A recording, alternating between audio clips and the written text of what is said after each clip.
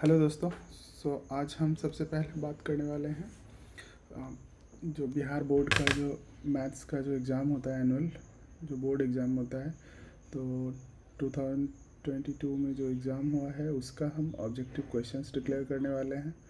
तो objective questions जो है उसका वो सेक्शन ए में आता है। बेसिकली उसमें दो सेक्शंस होते हैं। तो पहला ऑब्जेक्टिव होता है और दूसरा जो है वो सब्जेक्टिव होता है। तो आइए हम लोग शुरू करते हैं। तो क्वेश्चन पेपर कुछ इस तरह का होता है जिसमें जो टॉप मोस्ट साइड है यहाँ पे ये आपका क्वेश्चन पेपर कोड लिखा हुआ रहता है। जस्ट सेकेंड, ये जो है ये आपका पेपर कोड रहता है और ये मतलब आपका पेपर का नंबर रहता है। नीचे जो है वो आपको दिया हुआ रहेगा कि कौन से पेज में आप हैं। तो आइए सबसे पहले हम लोग इंस्ट्रक्शंस पढ़ते हैं। हमेशा किसी भी एग्ज़ाम में इंस्ट्रक्शंस पढ़ना सबसे ज़्यादा ज़रूरी होता है। तो ये यहाँ पे दिया हुआ है कि 1 से 100 तक के जो प्रश्न हैं उसके साथ 4 विकल्प दिए हुए हैं, जैसे कि आप देख सकते हैं। और इस 4 विकल्प में कोई एक सही है और इसमें से जो है वो 50 प्रश्नों के ही उत्तर आपको देना है और वो उत्तर आपको OMR सीट पे क्लिक करना है। ठीक है, OMR सीट पे उसमें गोला बनाना है। तो चलिए आगे शुरुआत करते हैं। तो पहला क्वेश्चन जो है वो है एक्स अक्ष जो है, वाई अक्ष जो है वो एक समीकरण है, उसका समीकरण क्या है। तो ये देखिए, ये कोऑर्डिनेट का क्वेश्चन है। ये एक्स और एक्सिस होता है, ये वाई एक्सिस होता है। ठीक है, तो ये लोग पूछ रहे हैं कि वाई एक्स का क्या समीकरण है। तो वाई एक्स पे अगर आप देखोगे तो यहाँ पे ये जो होता है ये 0 होता है, इस साइड पॉजिटिव होता है, इस साइड ऊपर पॉजिटिव होता है और इस साइड जो है वो निगेटिव होता है अगर आप इधर बढ़ते जाएंगे तो, और उसी तरह से आप नीचे बढ़ते जाएंगे तो वो भी निगेटिव होता है। Negative Y, positive Y, positive X, negative X. तो अगर आप एक्स एक्सिस की बात करें तो ये देखिए, आप इसमें जो इसका अगर आप कोऑर्डिनेट देखेंगे तो ये 0,0 होता है, मतलब यहाँ पे एक्स का भी वैल्यू 0 है और वाई का भी वैल्यू 0 इस पॉइंट पे। तो अगर आप इधर बढ़ते जाएंगे तो इस एक्सिस पे एक्स बढ़ता जाएगा लेकिन वाई 0 होगा। ठीक है, और सिमिलरली जब आप इधर बढ़ते जाएंगे तो उस पर वाई बढ़ता जाएगा और एक्स 0 होगा। तो ये जो हो जाता है डायरेक्टली, इसमें क्या होगा कि कुछ भी अगर आप इसमें पॉइंट लेते हैं, लेट से ए, ठीक है, तो ये होता है उसका कोऑर्डिनेट होता है 0,a। तो आगे जैसे ही बढ़ेंगे तो इसका मतलब ये है कि ये जो पहला जो x का वैल्यू है y एक्सिस पे हमेशा 0 रहता है और उसी तरह से y का वैल्यू x एक्सिस पे 0 रहता है। ठीक है, तो इसका जो है फिर से हम लिख लेते हैं। x एक्सिस का जो इक्वेशन होगा वो क्या है, y बराबर 0, और ठीक है, और y एक्सिस का जो इक्वेशन होगा वो होगा x बराबर 0। ठीक है, तो यहाँ पे पूछा गया है वाई एक्स का समीकरण क्या है, तो हमारा जो सबसे सही ऑप्शन है वो ए है। ठीक है, अगर आपको कोई भी क्वेश्चन से रिलेटेड डाउट है तो आप कमेंट सेक्शन में पूछ सकते हैं। अगला जो क्वेश्चन है वो है 2 घनों का आयतन का अनुपात 1:27 है। ठीक है, तो 2 घन का अनुपात है। तो सबसे पहले इसका भुजाओं का अनुपात होगा। घन का मतलब हो गया कि सारे भुजा बराबर हैं, घन इस तरह का होता है कुछ। ठीक है, ऐसे ऐसे ऐसे ऐसे एग्ज़ाम में जो है आपको इस तरह से उतना डिटेल में नहीं बनाना है, आपको वो चीज़ें याद रखनी है। ठीक है, तो वो दिख जाएगा। तो 6 उसमें वो होते हैं, पृष्ठ 6 होते हैं, 6, वो 1 2 3 नीचे 4, एक जो है साइड का 5 और इस साइड का 6। ठीक है, तो अभी क्या पूछ रहा है कि आयतन का अनुपात दिया हुआ। आयतन जो होता है वो होता है भुजा क्यूब। ठीक है, भुजा क्यूब। तो दोनों का अनुपात अगर दिया हुआ है तो भुजा का अनुपात क्या होगा। ठीक है, भुजा का अनुपात हो जाएगा कि 1 जो आयतन है उस पर 1/3। तो ये आ जाएगा आपको 1/3। ठीक है, पर पावर 3 इंटू 1/3। 27 को लिख सकते हैं 3 इंटू 3 इंटू 3, 3 3 9 3 27, ये कट गया। तो ये जो है ये भुजा का आयतन आ गया 1/3। अब बोल रहा है पृष्ठ क्षेत्रफल, तो पृष्ठ क्षेत्रफल का अनुपात, तो भुजा का जो है भुजा गुना भुजा करेंगे तो एक क्षेत्रफल आएगा। उसी तरह से पृष्ठ क्षेत्रफल 2 होता है 6 गुना भुजा स्क्वायर होता है, ठीक है। तो अनुपात में तो 6 ऊपर 6 नीचे कट जाएगा, लेकिन ये स्क्वायर हो जाएगा यहाँ पे, ठीक है। तो एक्चुअल में आंसर आएगा इसका 1/9, ठीक है, 1/9 ये आंसर है आपका, ठीक है। चलिए अगला क्वेश्चन देखते हैं। एग्ज़ाम में आपको हमेशा जल्दी जल्दी बनाना होगा, यहाँ पे जो है हम थोड़ा आपको एक्सप्लेन करें। अब जो है दिया हुआ है गोला जिसकी त्रिज्या 2r है, एक गोला बनाया हमने, उसमें ये 2r है। जब भी आपको कोई भी ज्योमेट्री से रिलेटेड क्वेश्चंस रहेगा तो आपको फ़ोटो ज़रूर बनाना है, फ़ोटो बनाइएगा तो आपको आसान हो जाएगा। तो जैसे हमने गोला बनाया जिसकी त्रिज्या दिया हुआ है, तो उसका आयतन क्या हुआ, तो आयतन क्या होता है गोला का 4/3 इंटू πr³, ठीक है। ये आयतन का फॉर्मूला होता है। तो v बराबर, ठीक है, तो पाई लिख दिए। अब r का वैल्यू 2r का क्यूब है, ठीक है। तो 2 टू द पावर क्यूब हो जाएगा तो वो 8 हो जाएगा। तो 8 इंटू 4 हो जाएगा वो 32/3 इंटू πr³। तो इसका जो आंसर होगा कहीं पे ऑप्शन है, ये ऑप्शन है, ठीक है। अब हम लोग आते हैं अगला क्वेश्चन जो है वो सांख्यिकी से है, ये है माध्य, ठीक है। तो इसमें क्या दिया हुआ है 4 जो है 5 जो है संख्या दिया हुआ, उसका माध्य दिया हुआ। तो माध्य क्या क्या होता है, फॉर्मूला जो है अंकों का योग बटा अंकों की संख्या, ठीक है, पदों का योग बटे पदों की संख्या, x + 13/10, सॉरी बाय कितना होगा, पदों का योग हो गया हमने लिख दिया, और ये 5 है तो बाय 5 बराबर 10, ठीक है। तो ये हो जाएगा मल्टीप्लाई में, 10 के मल्टीप्लाई में तो वो 50 हो जाएगा। तो यहाँ पे 50 लिख लेते हैं।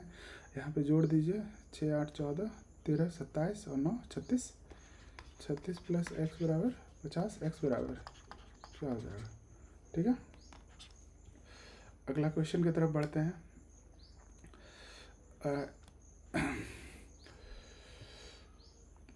अब ये जो है पूछ रहा है, ये दिया हुआ है सारे नंबर, और इसका पूछ रहा है कि माध्यिका क्या होगी, ठीक है।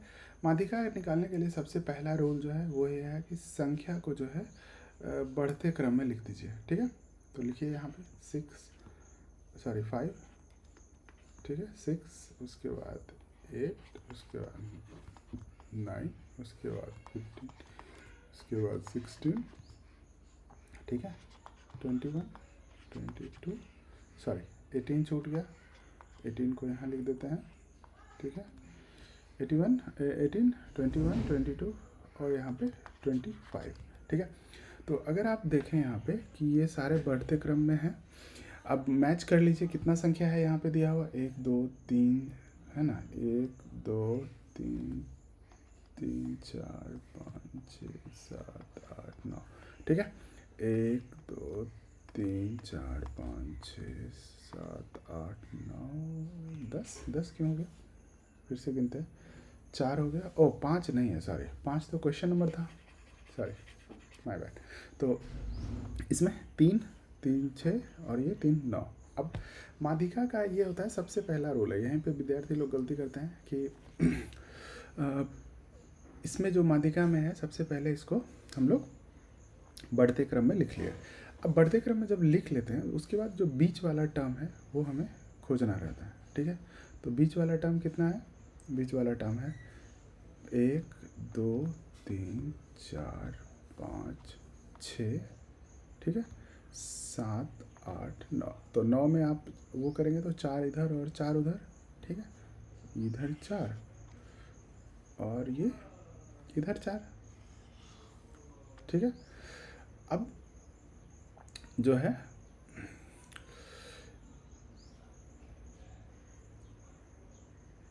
इस क्वेश्चन में जो होता है कि जो सबसे बीच वाला पद है तो बीच वाले पद का योग करना है। जैसे मान लीजिए अगर आप ये 9 की जगह 8 होता तो उसमें बीच का पद जो है वो आपके पास 2 आता, ठीक है, क्योंकि 2 बीच का पद होगा, ठीक है। तो और इस केस में एक ही है तो इसीलिए ये यही इसकी माध्यिका हो जाएगी, ठीक है, हमेशा। अब अगला क्वेश्चन बहुलक क्या होगा, ठीक है। ठीक है, गिवन जो नंबर्स हैं इसका बहुलक क्या होगा। तो बहुलक के लिए भी सेम चीज़ है। सबसे पहले क्या करेंगे उसमें ये देखना है कि कौन सबसे ज़्यादा बार आया है, ठीक है। तो उसके लिए क्या करेंगे, सबसे पहले हम इसको फिर से बढ़ते क्रम में लिख लीजिए। बढ़ते क्रम में लिखने के लिए आपको क्या करना होगा कि यहाँ पे सबसे जो छोटा वाला है वो लिखेंगे, ठीक है। और उसके बाद जो है 15 के बाद आएगा 20, उसके बाद आएगा 22, उसके बाद आएगा 23, उसके बाद आएगा 25, उसके बाद आएगा 27। 25 3 बार आया, सॉरी। तो 15, 20, ओके, 15, 20, 22, 25 जो है, 22 के बाद 23 है, 23 के बाद जो है 25 है, वो 3 बार आया है। तो 25 को 3 बार लिखेंगे, 25, 25, 25, फिर जो है 27 है, और फिर है 40। तो फिर से काउंट कर लेते हैं, हमेशा काउंट करना चाहिए। 1 2 3 4 5 6 7 8 9, 1 2 3 4 5 6 7 8 9। अब बहुलक का मतलब ये होता है कि कोई भी संख्या जो सबसे ज़्यादा बार हो आएगी वो उसका बहुलक कहलाएगी। तो यहाँ पे अगर आप देखिए तो 25 जो है वो 3 बार आएगा, 3 बार आया है, और बाकी सब एक एक बार आया है। तो 25 जो है इसका बहुलक हो जाएगा। तो आंसर क्या होगा, 25, ठीक है। जो संख्या सबसे ज़्यादा बार आया उसी को उसका बहुलक कहते हैं, ठीक है। अगला क्वेश्चंस जो है, अब जो है ये जो है ये पूछ रहा है कि इसका परिसर क्या है, ठीक है। तो जब भी हम इसको जो है क्या कहते हैं इसको,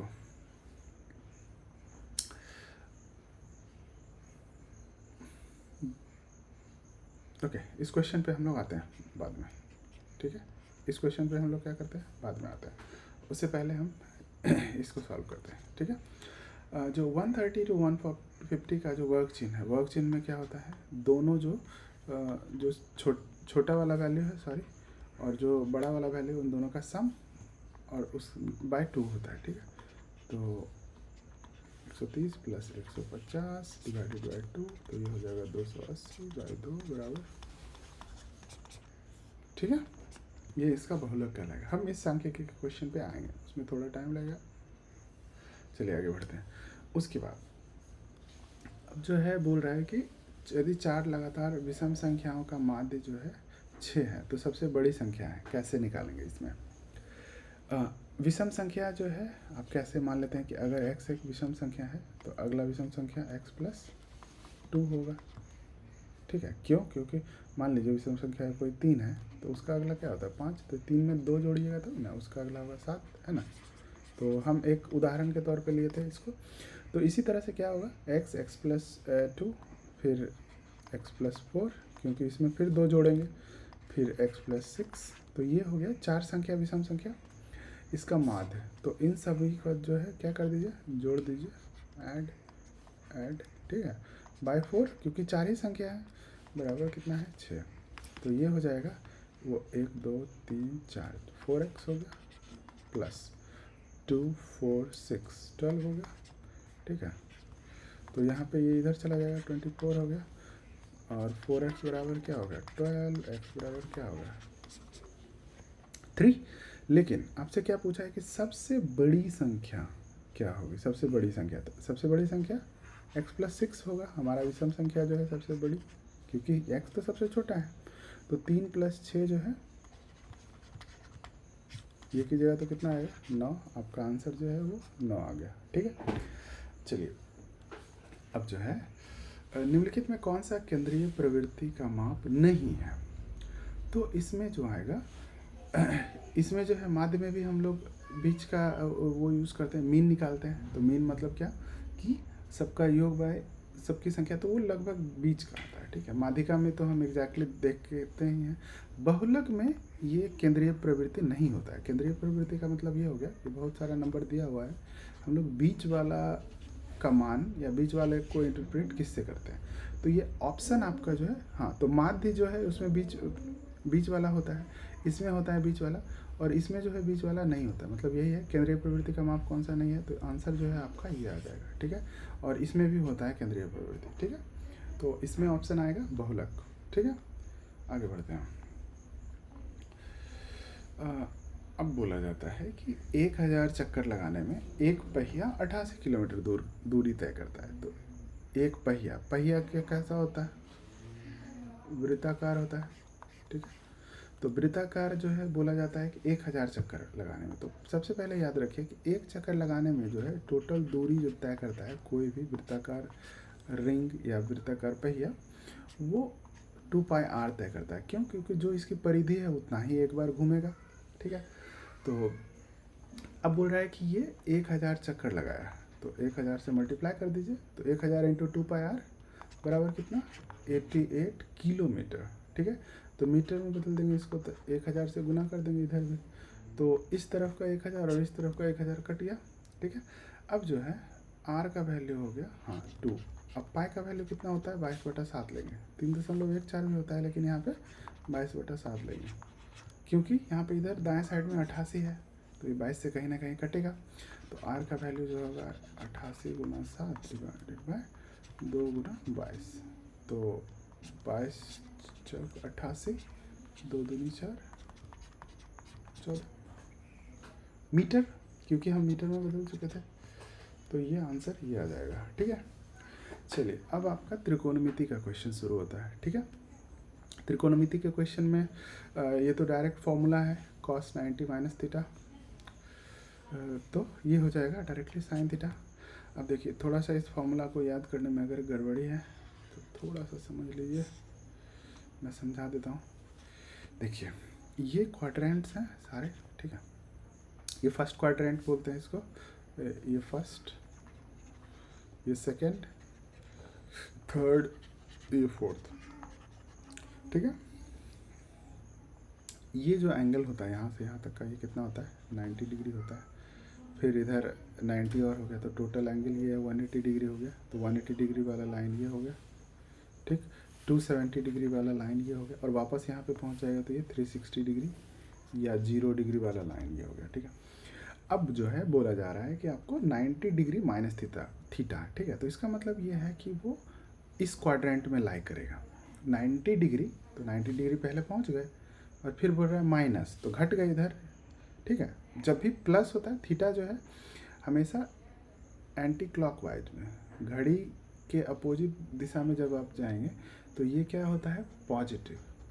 और घड़ी के दिशा में जब आप जाएंगे तो वो निगेटिव। तो जैसे ही बोला माइनस थीटा, तो हम घड़ी की दिशा में आ गए। तो फर्स्ट क्वाड्रेंट की बात करें, तो फर्स्ट क्वाड्रेंट में जो है वो होता है ऑल पॉजिटिव, ठीक है। ऑल पॉजिटिव, इसमें होता है कॉस सेक पॉजिटिव, ठीक है।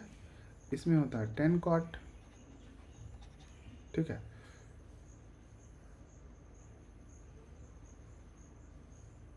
सॉरी, माय बैड, इसमें होगा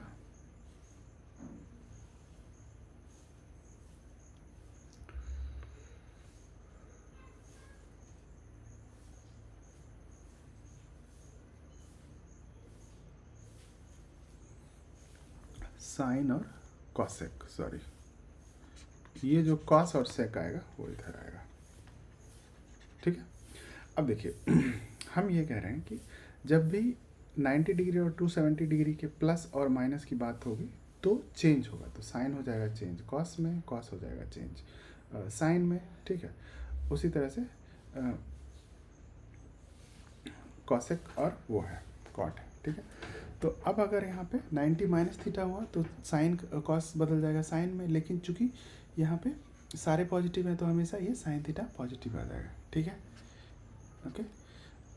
अगला क्वेश्चन जो है वो कुछ इस तरह का है। थीटा बराबर अगर 45 डिग्री है तो cos square theta minus sine square theta का मान क्या होगा? आते हैं।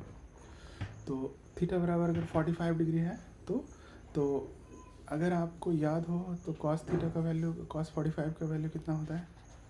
कॉस 45 डिग्री साइन 45 डिग्री, ये दोनों का वैल्यू बराबर होता है, ये होता है 1/√2, ठीक है। अब देखिए, चूँकि जब दोनों का वैल्यू बराबर हो गया तो ये दोनों क्या हो जाएगा? कट जाएगा।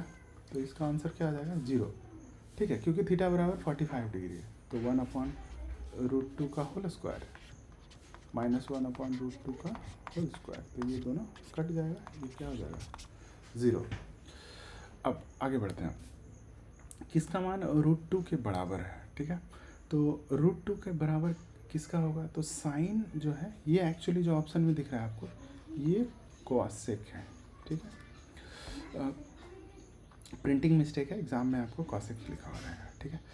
अब हमने ये देखा है कि साइन cos 45 और साइन 45 का वैल्यू 1/√2 होता है। तो अगर उसको हम डिवाइड कर देते हैं 1 कर देते हैं तो 1/cos मतलब sec 45 भी √2 होगा, ठीक है। मतलब 1/cos 45 डिग्री बराबर sec 45 डिग्री होता है, ठीक है। ये भी √2 होगा और 1/sin 45 डिग्री बराबर cosec 45 डिग्री, ये भी √2 होगा, ठीक है। तो आंसर जो है वो आपका ये आ जाएगा, ठीक है। बाकी देखिए tan 60, तो tan 60 का मान क्या होगा, sin 60/cos 60, तो ये √3 होता है। cos 45 1/√2 होगा, ये 1/2 होता है, ये √2 होता है, ठीक। चलिए अब अगला क्वेश्चन, cos 32 का वैल्यू अगर x है तो cos 58 का वैल्यू कौन सा होगा, ठीक है। तो cos 32 का वैल्यू कितना है, x, cos 32 डिग्री बराबर x अगर दिया हुआ है, ठीक है। तो cos को क्या लिख सकते हैं, 32 को 90 माइनस क्या लिख सकते हैं, 58 लिख सकते हैं। cos 32 डिग्री को 90 डिग्री माइनस 58 डिग्री लिख सकते हैं, ये x ही रहा। लेकिन cos 90 माइनस थीटा बराबर क्या होता है, साइन थीटा, साइन 58 डिग्री बराबर x हो गया, ठीक। अब हमारा एंगल मैच हो गया। अब साइन का वैल्यू इतना है तो cos का वैल्यू कितना होगा, √1 माइनस साइन स्क्वायर थीटा, ठीक है। तो ये हो जाएगा √1 माइनस साइन स्क्वायर 58 डिग्री, तो बराबर हो जाएगा √1 माइनस एक्स स्क्वायर, ठीक है। ऑप्शन देख लेते हैं, ये दो ऑप्शन दिया हुआ है यहाँ पे। अगला ऑप्शन इधर होगा, वेट, ओके, यहाँ पे तो सॉरी ये पूछ रहा है कि कौन सा बड़ा होगा, सॉरी माय बैड। तो हमें ये देखना है कि साइन का जो वैल्यू है, साइन का जो वैल्यू है जैसे जैसे थीटा बढ़ता है तो वो बढ़ता है, ठीक है। तो ये यहाँ से 0 से ये 90 डिग्री हो गया, ठीक है, और फिर ये 180 डिग्री हो गया, ठीक है। उसी तरह से कॉस का जो वैल्यू है, तो साइन जो है 0 से 90 के बीच में बढ़ता है, कॉस का जो वैल्यू है 0 से 90 के बीच में वो घटता है। तो जैसे जैसे एंगल आपका बढ़ता जाएगा वो वैल्यू घटता जाएगा, तो हमेशा x is greater than y होगा, ठीक है। क्वेश्चन को मैंने पढ़ा नहीं था, वो बोल रहा था कि अगर x और y है तो x और y में क्या रिलेशन है, ठीक है। नेक्स्ट जो अगला क्वेश्चन है, थीटा बराबर अगर 45 डिग्री है तो tan स्क्वायर थीटा अपन प्लस 1/sin स्क्वायर थीटा का क्या मान होगा। अब tan 45 का वैल्यू 1 होता है तो ये हो गया 1 प्लस sin 45 का वैल्यू 1/√2 होता है तो 1/1 प्लस √2 का होल स्क्वायर, तो ये हो जाएगा 1 प्लस 1/1/2, 1 प्लस ये 2 ऊपर चला जाएगा, तो आंसर क्या आ जाएगा 3, ठीक है। चलिए अगला जो क्वेश्चन है वो बोल रहा है कि sin 45, हाँ अब यहाँ पे है कि sin 42 अगर ये है तो sin 48 का वैल्यू क्या निकालेंगे, ठीक है। तो ये हो जाएगा cos 48 का वैल्यू क्या हो जाएगा, p हो जाएगा, क्यों, क्योंकि इसको लिख सकते हैं sine of 90 degree minus 42 degree, तो 48 डिग्री तभी तो 42 होगा। इसको अगर आप 42 को क्या लिख सकते हैं, 42 को लिख सकते हैं 90 माइनस 48, तो ये मैंने लिख दिया, यहाँ पे ये भी हो गया, तो sine 90 minus theta cos theta हो गया। अब बोल रहा है कि साइन थीटा का क्या वैल्यू होगा, तो साइन 48 डिग्री बराबर 1 माइनस कॉस स्क्वायर 48 डिग्री, तो बराबर √1 माइनस पी स्क्वायर, ठीक है। चलिए अगला क्वेश्चन, अगर tan थीटा का वैल्यू 5/12 है तो साइन थीटा का वैल्यू क्या होगा, सेम। अब देखिए tan थीटा का वैल्यू 5/12 है, समकोण त्रिभुज बनाएंगे, ठीक है, 12/5 है सॉरी, तो लंब बटे आधार, अगर थीटा का वैल्यू थीटा इधर है तो लंब बटे आधार, ये कितना हो जाएगा 13 हो जाएगा। अब साइन का वैल्यू, साइन का वैल्यू क्या होता है लंब बटे कर्ण, तो 12/13, ठीक है,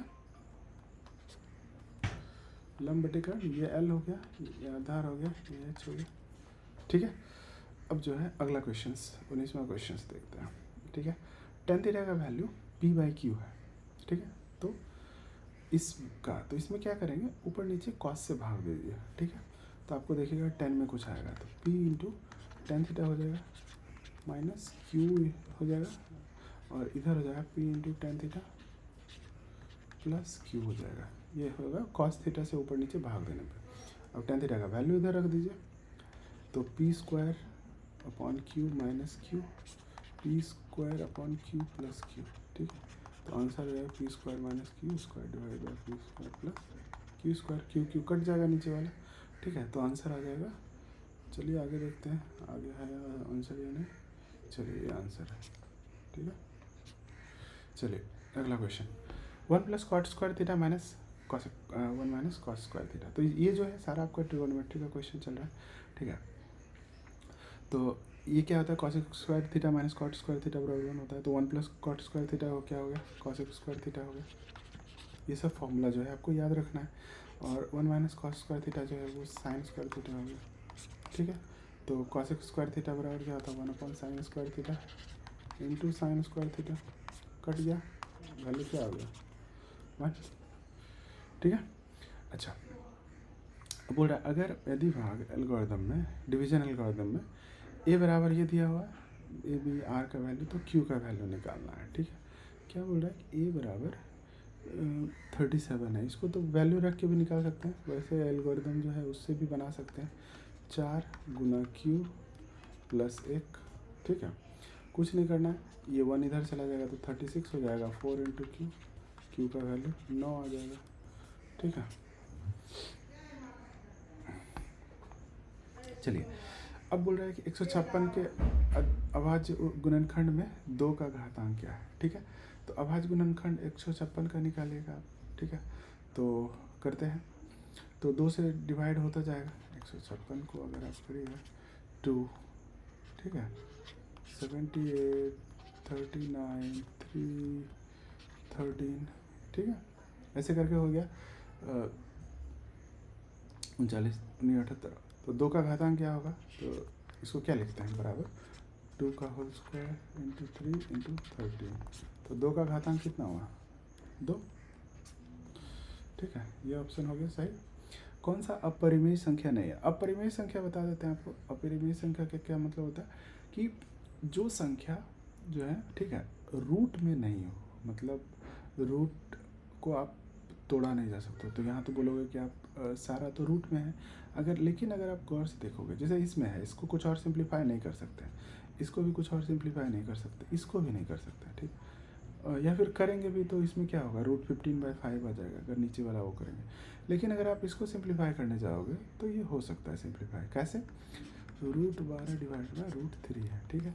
तो अब रूट बाहर ले लीजिए, 12/3 कर दीजिए, तो 4 हो गया। तो √4 का वैल्यू कितना हो गया 2। तो ये वाला अपरिमेय संख्या नहीं है, ये ऑप्शन आपका सही है, ठीक है। अगला क्वेश्चन, अब ये आया कि इसमें फिर से उसी फॉर्म में है, p अपॉन ये है, तो क्या बोल रहा है का p रूप किस निम्नलिखित में से कौन सा है। अब आपको यहाँ पे p दिया हुआ नहीं है, ना ये n दिया हुआ ना m दिया हुआ। थोड़ा इंटरेस्टिंग क्वेश्चन है, लेकिन अगर आप ऑप्शन से चलेंगे तो हो जाएगा। अब देखिए नीचे जो है भाग में वो 2 और 5 दिया हो, 2 और 5 को गुना करिएगा तो कितना आएगा 10 आएगा। तो 10 मतलब दशमलव चढ़ता जाएगा। लेकिन अगर आप ऑप्शन में देखिएगा तो 12 है, ठीक है। तो 12 में अगर मान लीजिए कि अगर मेरे पास 2 और 5 बराबर बराबर हैं, तब तो मुझे ये 0.12 में कुछ आएगा। लेकिन मान लीजिए कि अगर हमारे पास 2 एक एक्स्ट्रा है, ठीक है, इस ऑप्शन को अगर आप गौर से देखिएगा तो क्या है, यहाँ पे लिख सकते हैं 21 डिवाइड बाई 2 इंटू यहाँ पे 2 स्क्वायर इंटू 5 स्क्वायर, ठीक है। तो ये क्या हो जाएगा 21/2 इंटू 10 का होल स्क्वायर। तो अगर आप ये देखिएगा तो ये 2 शून्य पहले आएगा, ठीक है, तो मतलब आ जाएगा 0.21 डिवाइड बाई 2, तो ये आ जाएगा 0.105, ये है आंसर, ठीक है। तो मैं ये कह रहा हूँ कि इस तरह के क्वेश्चन में आपको बहुत सारे अननोन है, तो आप क्या करेंगे, ऑप्शन से आगे बढ़ेंगे, ठीक है। ऑप्शन हमारे पास ये भी है, लेकिन हमें थोड़ा टाइम देना पड़ेगा। अब ये क्यों नहीं होगा, क्योंकि इसमें देखिए दोनों m और n दोनों बराबर है, तो ये हो जाएगा, इसका वैल्यू आ जाएगा कितना 0.3 है, तो 021 आ जाएगा। ये हमें चाहिए नहीं, हमें ये चाहिए, ठीक है। चलिए अगला क्वेश्चन, सेम बोल रहा है कि कौन सा परिमेय संख्या है। तो परिमेय संख्या वैसा है जिसमें रूट ना हो, तो इसमें इसको भी सिंप्लीफाई नहीं कर सकते, इसको भी नहीं कर सकते, इसको भी नहीं कर, इसको हम कर सकते हैं सिंप्लीफाई। कैसे? तो 10 प्लस √100 को क्या लिख सकते हैं? 10 प्लस 10 बराबर 20। ठीक है, चलिए। निम्नलिखित में किसका दशमलव प्रसार शांत है? अगला क्वेश्चन ऑप्शन उधर है। शांत है मतलब कि कौन सा भाग लगना बंद हो जाएगा। ठीक है, ऐसा कौन सा है जो मतलब डेसिमल में कुछ जाके रुक जाएगा। ठीक है, अगर आप देखिए इसमें जो नीचे का वैल्यू है, ठीक है, वो A3 नहीं है, ये एक्चुअली 3 है, ये A नहीं है इधर। ठीक है, तो जैसे नीचे वाला ऑप्शन में आप देख सकते हैं। अगर आप ये देखिए ये वाला वैल्यू, ठीक है, तो इसको आप क्या लिख सकते हैं? 8/, नहीं, ये भी शांत नहीं है, ये भी अशांत है। ठीक है, अगर आप 7 से डिवाइड कीजिएगा तो ये भी नहीं है। एक्चुअली आपको डिवाइड ही करके देखना पड़ेगा, लेकिन अगर आप यहाँ देख रहे हैं तो ये थोड़ा सा वो है, ये आपका ऑप्शन आएगा। क्यों? क्योंकि देखिए 15/1600 है। ठीक, अब अगर आप 4 है नीचे, ऊपर नीचे 25 से गुणा, ठीक है, 16 से भाग ही दे दीजिए 15 में। ठीक है, 0.0, 16 4 से 6, 16 48, 16 चौक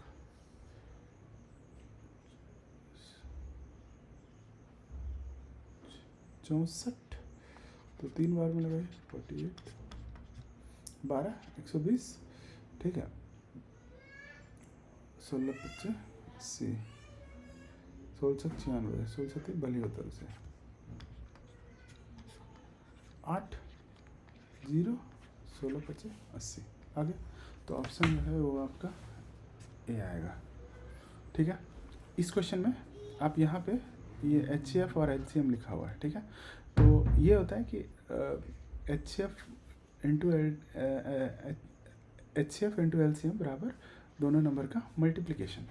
ठीक है, तो आंसर आ जाएगा 1, क्योंकि ये दोनों बराबर होता है। ठीक है, अगला क्वेश्चन जो है, निम्नलिखित में कौन सा युग्म सह अभाज्य संख्या? मैं थोड़ा जल्दी कर रहा हूँ, क्यों? क्योंकि आपको भी उस तरह का स्पीड मेंटेन करना है एग्जाम में। ठीक है, कौन सा युग्म सह अभाज्य है? सह अभाज्य मतलब एक दूसरे से नहीं कटेगा आपस में।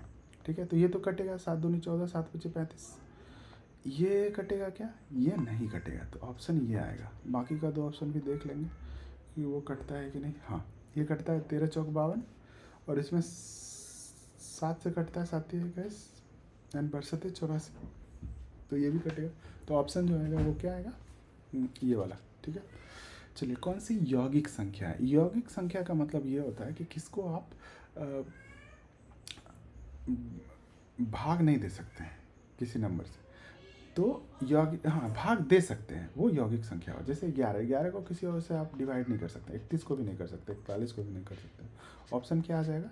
21, क्योंकि इसको किससे भाग दे सकते हैं? 3 और 7 दोनों से। ठीक है, अगला कौन सा अभाज्य संख्या है? अभाज्य संख्या मतलब जो किसी से भी डिवाइड ना हो, एक और स्वयं के अलावा किसी से भी डिवाइड ना हो, वो आएगा आपका 31, क्योंकि ये भी आ जाएगा 33 39, ये 19 दूनी 38, 11 तिया 33, तो ऑप्शन ये आएगा। ठीक है, ये सब बहुत आसान क्वेश्चन है, थोड़ा सा ध्यान देने की ज़रूरत है। ठीक है, अब अगला क्वेश्चन जो है वो आपका आ गया है इक्वेशन से। इसमें बोल रहा है कि अनगिनत हल प्राप्त होते हैं यदि, तो ऑप्शन इसमें सीधा सीधा याद करने का है कि अगर ये A1 और A2 का जो रेशियो है, B1 B2 और C1 C2 का रेशियो अगर बराबर है तो ये अनगिनत सॉल्यूशन होंगे। ठीक है, मतलब ये दोनों लाइन पैरेलल होंगे। ठीक है, मान लीजिए एक लाइन ऐसा है तो दूसरा लाइन ऐसा होगा, सीधा, ये कभी कटेगा नहीं। ठीक है, अब नेक्स्ट जो है वो ज्योमेट्री से है। बोल रहा है कि अगर किसी ट्राइंगल ABC में AB AC पर, अच्छा थोड़ा सा, जब भी कोई ज्योमेट्री का क्वेश्चन आए तो आपको क्या करना है? मेरा लाइन सीधा नहीं हुआ, आपको सीधा लाइन ड्रॉ करना है। ABC बोल रहा है कि AB पर D है और AC पर E है। ठीक है, ऐसे करके कर दिया हमने, यहाँ D है, यहाँ E है। अब आपको सब कुछ का वैल्यू दिया है, D पैरेलल टू BC हो गया, तो D पैरेलल टू BC जैसे ही हो गया, मतलब क्या है? ट्राइंगल ABC और एंड ट्राइंगल ADE। ठीक है, ये दोनों क्या हो गया, एक समरूप हो गया। ठीक, अब सबका वैल्यू दिया हुआ, ए डी का वैल्यू 4, डी बी का वैल्यू x-4, ठीक है, ए का वैल्यू 8 और डी ई सी का वैल्यू 3x-19। अब देखिए उससे होता क्या है कि रेशियो जो होता है वो बराबर होता है। रेशियो किस भुजा का, ये भुजा का इस टू ये, तो मतलब ये भुजा का जोड़ेंगे तो कितना होगा, x-4 + 4, ठीक। ये भुजा हो गया A B divided by A D हो जाएगा 4। उसी तरह से ए सी डिवाइडेड बाय ए ई, तो ए सी हो जाएगा 3x-19 + 8 डिवाइडेड बाय 8। अब इसको आप सॉल्व कीजिएगा तो ये हो गया x/ये 2 हो जाएगा, तो हो गया 2 इधर चला आएगा तो 2x = 3x - 11। अब 11 इधर आएगा, x इधर आएगा, तो x का वैल्यू कितना आ जाएगा, 11 आंसर। ठीक है, देखिए कहीं ना कहीं x का वैल्यू 11 आना चाहिए। ये हो गया। चलिए अब दो समरूप त्रिभुज का दिया हुआ है, तो अब बोल रहा है कि दो समरूप त्रिभुज का अगर क्षेत्रफल ये है, ठीक है, तो समरूप त्रिभुज थोड़ा सा बना लेते हैं यहाँ पे ए, ठीक है, दो समरूप त्रिभुज दिया हुआ है A B C P Q R, थोड़ा दोनों समरूप है, ठीक है। अब थोड़ा देर के लिए ये मान लीजिए ये डी है और ये एस, ठीक, ये लंब है, ठीक है, दोनों पे। तो अब बोल रहा है कि दोनों का क्षेत्रफल दिया हुआ, क्षेत्रफल का रेस दिया हुआ, ठीक है। तो इसका है 81 cm², इसका है 49 cm²। अब दोनों का ऊंचाई दिया हुआ, अच्छा एक का ऊंचाई दिया हुआ है, ठीक है, ठीक है। तो एक का जो ऊंचाई दिया हुआ है, तो सबसे पहले जो है क्षेत्रफल का अगर रेशियो ये है, ठीक है, तो क्षेत्रफल इसका भी निकाल लीजिए। तो क्षेत्रफल कैसे होगा, half into A B C का क्षेत्रफल A D into B C, और इसका हो जाएगा half into P S into Q R, ठीक है। अब देखिए ये दिया हुआ 81/49, ठीक है, हाफ हाफ तो कट ही गया, ठीक है। अब जो है हमें ये करना है कि ये बी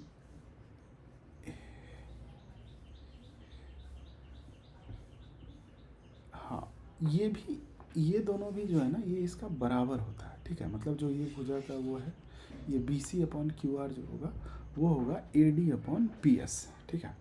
अब A D upon P S हो जाएगा तो उसके बाद क्या हो जाएगा, तो इन दोनों का होल स्क्वायर हो जाएगा। ए डी का वैल्यू आपको क्या दिया हुआ 4.5, ठीक है, तो 4.5 डिवाइड बाई पी एस बराबर स्क्वायर रूट ऑफ इधर कर दीजिए, ठीक है, 81 डिवाइड बाई 49, तो ये हो जाएगा 9/7।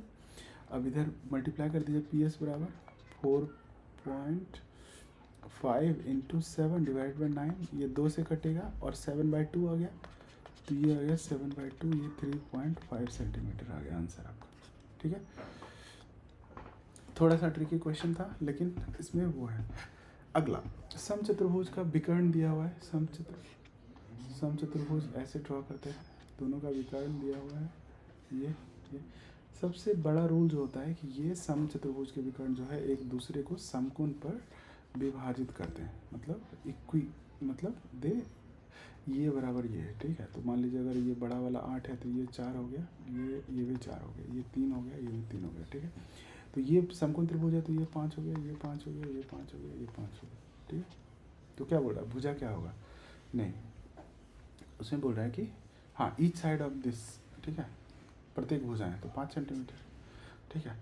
अगला जो समरूप त्रिभुज है A B C P Q R, इन दोनों का जो है परिमाप दिया हुआ है, ठीक है। समरूप त्रिभुज है तो समरूप त्रिभुज में भी वही है कि जब तीनों का सम कीजिएगा, ठीक है। मान लीजिए ये थोड़ा सा हुआ है, दो समरूप त्रिभुज है A B C P Q are.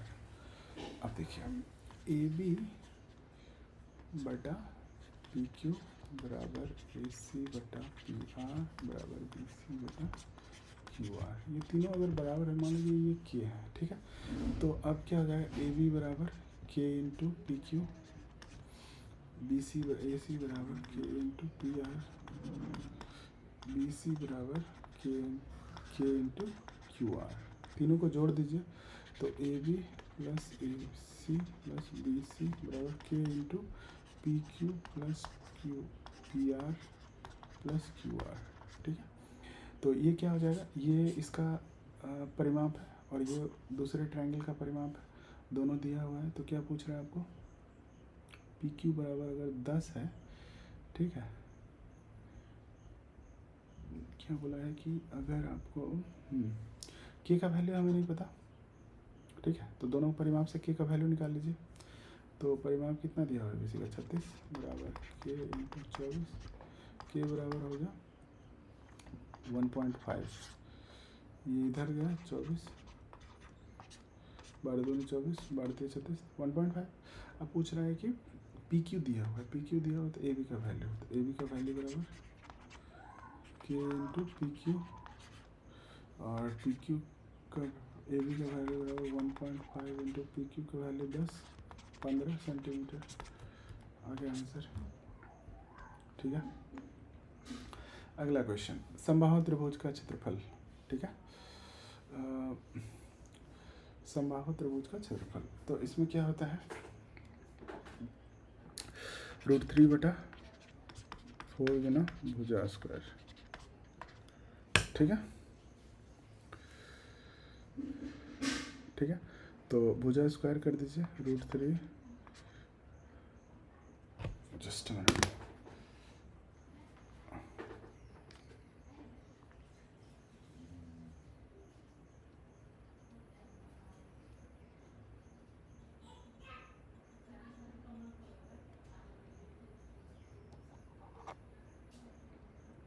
Sorry, हाँ, तो √3/4 करते हैं इंटू भुजा 4√3 इंटू 4√3।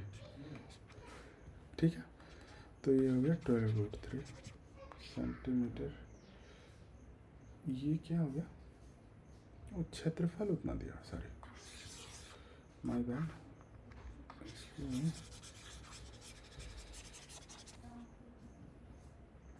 तो इतना अगर 4√3 दिया हुआ है तो कर लेते हैं, इससे कट जाएगा भुजा बराबर 4 हो गया। अब परिमिति क्या हो जाएगा, तो भुजा गुना भुजा प्लस भुजा प्लस भुजा, तो 4 इंटू 3 तो 12 सेंटीमीटर आंसर आ जाएगा। ठीक है, 12 सेंटीमीटर त्रिज्या वाले अर्धवृत्त का कुल परिमिति, तो अर्धवृत्त है ये 12 सेंटीमीटर है, तो कुल परिमिति मतलब ये भी प्लस ये है, तो ये हो जाएगा पाई आर प्लस 2r, तो pi plus 2 into R, pi plus 2 into 12, ये आंसर। वृत्ताकार वलय का बाहरी एवं भीतरी त्रिज्या, यहाँ पे ये बड़ा आर है, ये छोटा आर है, तो ये हो जाएगा pi of R square minus R square, क्योंकि पाई आर स्क्वायर बड़ा वाले का और उसमें अंदर वाले का घटा देंगे तो ये हमारा इसका एरिया निकल जाएगा। ठीक है, इसका एरिया निकल जाएगा। ठीक है, ठीक है, अब नेक्स्ट जो है वो है, किसी वृत्त से 8 सेंटीमीटर लंबी जीवा, ये 8 सेंटीमीटर है, इसकी दूरी दिया हुआ है 3 सेंटीमीटर। तो जो जीवा को ये जो दूरी है ना, ये लंब जो है ये इसको डिवाइड करता है, तो ये 4 सेंटीमीटर हो गया और ये 4 सेंटीमीटर हो गया। ठीक है, अब ये डिवाइड करता है तो ये हो गया 90 डिग्री, ये हो गया 5, तो त्रिज्या जो हो जाएगा 5 सेंटीमीटर। तो व्यास पूछ रहा है तो व्यास हो जाएगा 10 सेंटीमीटर, 5 इंटू 2 बराबर 10 सेंटीमीटर, सॉरी यहाँ पे देखिए आपका 10 सेंटीमीटर आंसर आ गया। दो वृत्त के क्षेत्रफल का अनुपात, ठीक है, दो वृत्त का क्षेत्रफल का अनुपात दिया हुआ है, तो परिधि का अनुपात क्या होगा, पाई r1 square by pi r2 square बराबर 9/4, पाई पाई तो कट गया, r1 इज टू r2 बराबर 3/2, स्क्वायर रूट लेंगे इसका। ठीक है, तो ये आ जाएगा, या फिर ऐसे करो, ये इससे कट गया 3/2, तो परिधि क्या होता है 2πr1 डिवाइड बाई 2πr1, ऊपर नीचे 2 से गुना करेंगे तो भी ये क्या रह जाएगा 3/2 ही रह जाएगा, आंसर क्या हो जाएगा 3/2। अगला क्वेश्चन, अब जो है वो है क्वाड्रेटिक इक्वेशन का, क्वाड्रेटिक इक्वेशन या फिर पॉलिनोमियल का क्वेश्चन है ये। अब बोल रहा है कि ये क्यूबिक पॉलिनोमियल है जिसका घातांक क्या है, 3 है। तो अल्फ़ा बीटा गामा अगर वो है तो बोल रहा है कि ये क्या होता है, तो इसको बोलते हैं कि sum of roots taken 2 at a time. तो कोई भी दो रूट का एक साथ ले लिया, अल्फ़ा बीटा, बीटा गामा ले लिया यहाँ, फिर अल्फ़ा गामा ले लिया, ठीक है।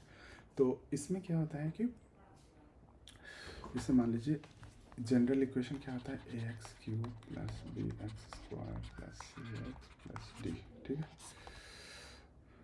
अब टेकन 2 एट ए टाइम का होता है सी upon a formula, C upon ए। तो यहाँ पे सी क्या है, यहाँ पे सी है -3, सी ये वाला टर्म है, और ए ये है। तो सी का वैल्यू कितना हो गया, -3 डिवाइड बाई 6, तो -1/2, ऑप्शन ये आ जाएगा, ठीक है। उसी तरह से यदि ये इसका शून्यक जो है अल्फ़ा बीटा है, ठीक है, ये क्वाड्रेटिक इक्वेशन है, द्विघात समीकरण। और तो बोल रहा है कि अल्फ़ा प्लस 1 बीटा प्लस 1 का वैल्यू क्या होगा, ठीक है।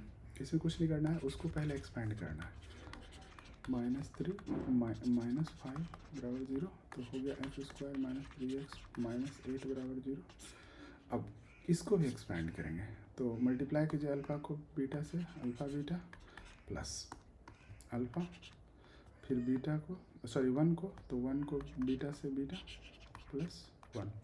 तो ये क्या हो गया, प्रोडक्ट ऑफ रूट, ये क्या हो गया, सम ऑफ रूट। तो प्रोडक्ट ऑफ रूट क्या होता है, c बाय, तो -8, और सम ऑफ रूट क्या होता है, -b बाय, तो 3 + 1 बराबर -4 आंसर है, ठीक है। अगला जो क्वेश्चन है वो है अगर इसके शून्यक एक दूसरे के व्युत्क्रम हो, तो लेट से अल्फ़ा एक शून्यक है तो दूसरा क्या हो जाएगा, 1/अल्फ़ा हो जाएगा। तो बोल रहा है कि क्यू का क्या मान होगा। क्यू कहाँ पे आता है, ये आता है प्रोडक्ट ऑफ रूट, मतलब इसका गुना। तो इसका गुना कीजिएगा तो क्या होगा, 1α × 1/अल्फ़ा बराबर c बाय, तो c is -q divided by a। तो -q बाय a का वैल्यू 1 है, तो ये 1 हो गया, तो q का वैल्यू क्या हो जाएगा, -1 हो जाएगा, q इधर चला जाएगा, ठीक है। तो ऑप्शन ये आ जाएगा। अगला क्वेश्चन जो है, निम्नलिखित में कौन सा एक द्विघात बहुपद है जिसके शून्यक -2 और 6 है, ठीक है। कुछ नहीं करना है, x, ठीक है, इसमें होता है x माइनस अल्फ़ा और x minus beta, that's it. तो x -2 इज x + 2 और x -6 गुना कर दीजिए, x² + 2x -6x -4x -12, ये आंसर आ जाएगा, ठीक है। क्वेश्चन नंबर 45 से जो बाद के जो क्वेश्चंस हैं अप टू 100, तो वो हम लोग नेक्स्ट वीडियोस में डिस्कस करेंगे। और ये वीडियोस में आपको किसी भी क्वेश्चंस में और कोई डाउट हो या फिर समझ में नहीं आ रहा हो तो आप कमेंट सेक्शन में हमें ज़रूर वो करें। मैं कोशिश करूँगा कि मैं आपके सारे कमेंट्स को रिप्लाई करूँ। धन्यवाद।